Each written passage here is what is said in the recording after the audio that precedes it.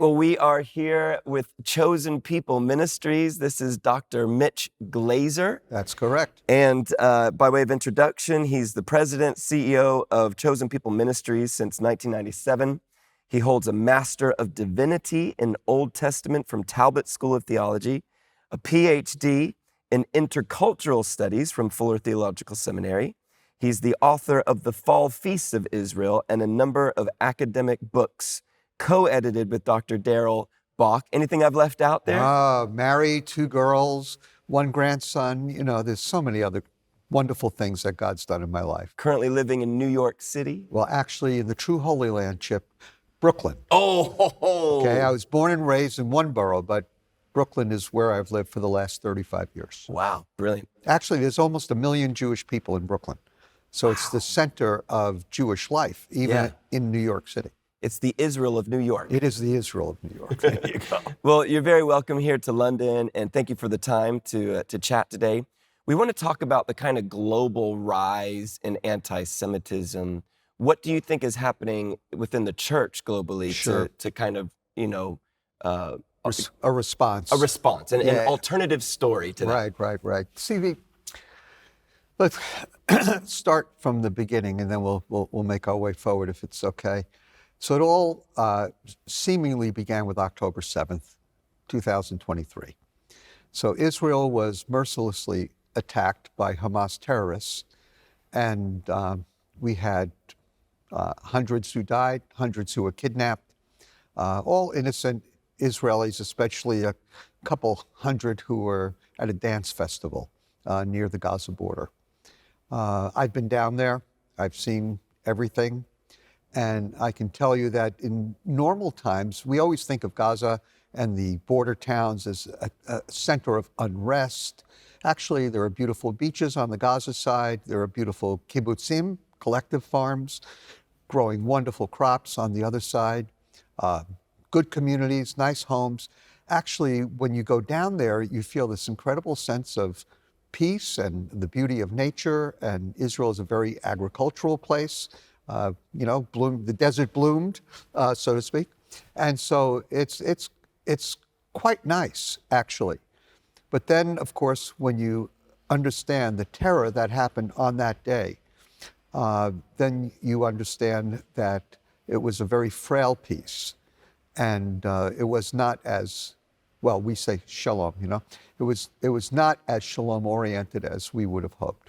And so there were terrorist attacks before October 7th. There were regular missile attacks. Chosen People Ministries is one of the largest Jewish ministries in Israel. And so we have 25, 30 people that are working in Israel, serving the Lord and reaching Jewish people and Israelis with the message of the gospel. And so a lot of them have young children. And for weeks before October 7th, there were missile attacks and people were running to bomb shelters. And of course, afterwards, there was a continuance. And then the Houthis kicked in, and eventually Hezbollah on the Lebanese border, they kicked in. And so it's been a very difficult time for our staff. Of course, Israel went in to defend itself. I mean, it was an act of war, it was an act of aggression, and Israel began defending itself. Now, how do you defend yourself in an urban area? Because if you look at Gaza, it's got beautiful beaches, but it's cities. Yeah. I mean, it's like New York. How do you fight a war hand to hand, door to door, apartment to apartment, knowing that there are hostages in miles of tunnels underneath? They could retaliate if you're taking military action, or they could just do what they did, which was to murder all indiscriminately, including, as we know, a little boy and girl, the Bibas kids, and their mother, Shiri, and so on. So Israel responded. And a lot of people would like to argue for some kind of moral equivalence or proportionate response, but I think they're living in a fantasy, because how do you have a proportionate response when hostages are being held. And the alternative to hostages being held, which is what we're experiencing, is the release of almost 1,000 murderers and blood on their hands. With blood on their hands. And already we see that some of them are conducting further terrorist activity. So what was the world's response? The world's response was Israel is an aggressor. Israel is doing all these terrible things to everyday Gazans, who I believe Hamas basically held hostage, because these people were hostage in their homes. They were hostages, held hostages in everyday homes. Yeah. They held hostages in hospitals because tunnels came up into hospitals. And it was just a terrible situation. But the world, for some reason, tends to take the other side. Yeah.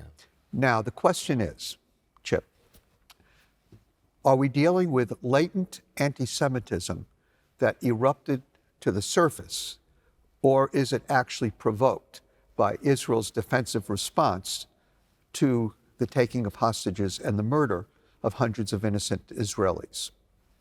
Now, I happen to think that anti-Semitism is a plague that actually comes from hell. Yeah. Because when God chose Abram in Genesis chapter 12, and in verses 1 through 3, made a covenant with Abram, and then in verse 3 said, I'll bless those who bless you, curse those who curse you, and through you all the families of the earth will be blessed. God called Abram and his descendants to ultimately be a blessing to the nations. And so the Jewish people were chosen by God, in a sense, to be a bridge to redemption. Now we know ultimately that bridge is Jesus himself. But God chose the Jewish people for a holy purpose. And if there's anybody who hates that holy purpose, it's the devil. So ever since the beginning, Jewish people have experienced anti-Semitism, and oftentimes at the hands of the church, because the church was misguided. Yeah. And if the devil could turn the church against the Jewish people, that's a massive victory for hell. In Romans chapter 11, verse 11, Paul writes, they did not stumble so as to fall, right? Yeah. Did they, he asks? May it never be. But by their transgression, salvation has come to the Gentiles, to make them jealous. Yeah. So God chose the Gentiles to cause the Jewish people to become jealous of the Jewish Messiah who lives in the hearts of these Gentiles. Beautiful. And if the devil can keep the Gentiles from fulfilling that mandate, then in the devil's mind, because the devil's not omniscient, he doesn't know everything. He doesn't even know his own end. That because of the devil blinding the eyes of the church for century upon century, then what that does is it keeps the devil in the driver's seat. And the devil uses various groups of people inspires them to hate Jews. Now, that's the mood in the church. So has the church been supportive of the Jewish people?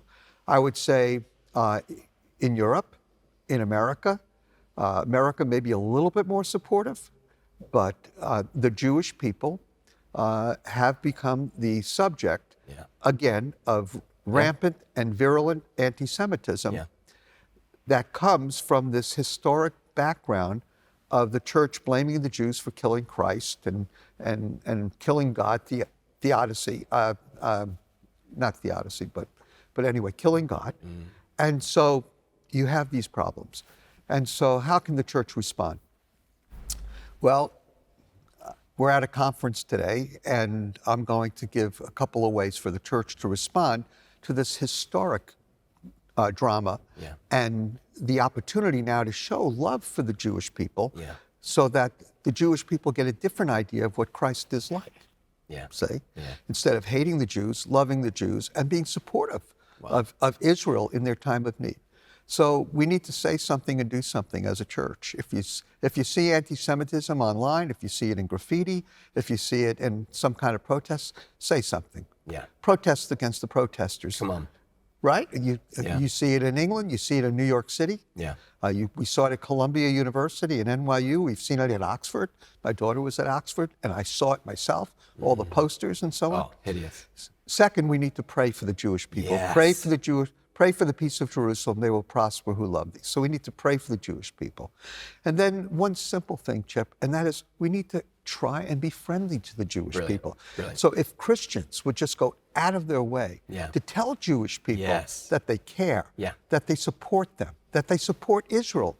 Not that Israel's perfect. Nobody's perfect. But if the church can turn and make a difference by relating to the Jewish people with the love of Christ, then I think it's going to make a big difference in the dynamic of what's happening today. Mitch, thank you so much for that. That was absolutely spot on. And we really appreciate what you're doing here, Chosen People Ministries. Well, thank you so much. And I can tell you're supportive, Chip, and I know that God TV really stands with the Jewish people, and we deeply appreciate it.